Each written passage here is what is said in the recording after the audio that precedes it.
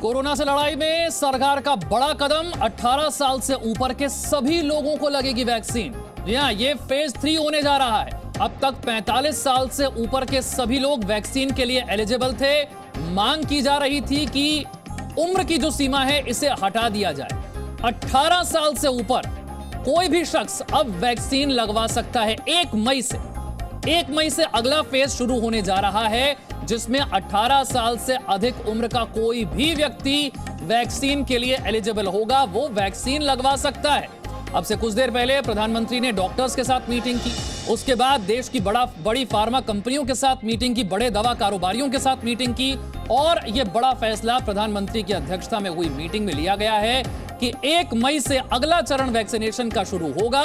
और 1 मई से जब अगला चरण शुरू होगा तो 18 साल से अधिक उम्र का कोई भी व्यक्ति वैक्सीन लगवा सकता है।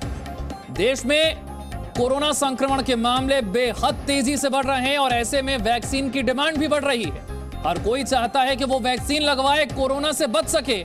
लेकिन अब तक 45 साल से अधिक उम्र का कोई भी व्यक्ति वैक्सीन लगवाने के लिए एलिजिबल था, वो वैक्सीन लगवा सकता था। लेकिन अब 1 मई से थोड़े दिन बाद, आज 19 अप्रैल है, 1 मई से 18 साल से अधिक अगर आपकी उम्र है, आप वैक्सीन लगवा सकते हैं। पूजा मक्कड़ मेरी सहयोगी और जानकारी के साथ है। पूजा, प्रधानमंत्री की अध्यक्षता में मीटिंग हुई, क्या बड़े फैसले हुए?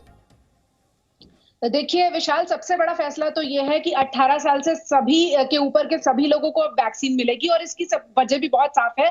वजह ये है कि अभी जो वैक्सीन के बाद जिन लोगों को कोरोना हो रहा था, उन लोगों के बारे में भी आज जब डॉक्टरों से चर्चा की गई प्रधानमंत्री के द्वारा, तो ये चेक किया गया कि वैक्सीन के बाद जिन्हें कोरोना हुआ है उन्हें बहुत माइल्ड सिम्टम्स आए और वो बहुत जल्दी ठीक हो गए। ये अनुभव बहुत काम आया इस फैसले को लेने में। और दूसरी बड़ी बात, इस बात को लेकर भी मतभेद थे कि लॉकडाउन लगाने से कोई फायदा होगा या नहीं होगा, क्योंकि डॉक्टरों की जो फ्रेटर्निटी है, डॉक्टरों का जो गुट है, इस मामले पर बटा हुआ है। इसीलिए इसे लेकर अभी कोई फैसला नहीं लिया गया, लेकिन इसे फिलहाल एक विकल्प के तौर पर रखा गया है कि क्या लॉकडाउन लगाने की नौबत आ सकती है, या देश में उसे लगाया जाए या नहीं लगाया जाए। मैं जल्दी से एक बार फिर से वैक्सीन पर आना चाहूंगा। हम बार बार बात कर रहे थे, अलग अलग राज्य कंप्लेन कर रहे थे कि वैक्सीन उनके पास नहीं है। अभी तो 45 साल से ऊपर लग रहा था, तब वैक्सीन को लेकर इतनी शिकायतें थी। अब 18 साल से ऊपर के सब एलिजिबल हैं, तो इतनी बड़ी संख्या में क्या वैक्सीन हमारे पास है?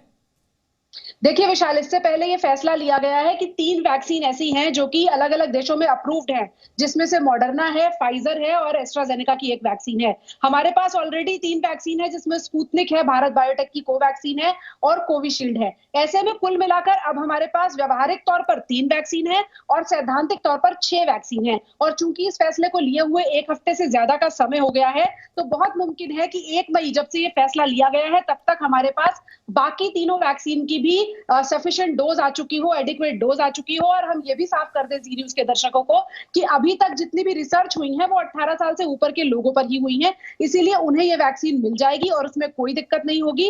18 साल से नीचे के लोगों के लिए भी हम ये बता दें कि बहुत सारी दवा कंपनियां, जिसमें भारत बायोटेक की कोवैक्सीन भी है, उनके लिए भी रिसर्च कर रही है कि बच्चों के लिए भी वैक्सीन बनाई जाए, और वो भी अगले 6 महीने में आ सकती है। लेकिन ये जो फैसला लिया गया है, इसकी टाइमिंग बहुत इंपॉर्टेंट है विशाल। इसकी टाइमिंग हमें देखनी होगी कि 6 वैक्सीन अगर हमारे पास है और 3 इस वक्त हमारे पास लगभग स्टॉक में मौजूद है, क्योंकि स्पुतनिक की एक अच्छी डोज डॉक्टर रेड्डीज के पास ऑलरेडी अवेलेबल है। कोवैक्सीन भारत बायोटेक बना रहा है।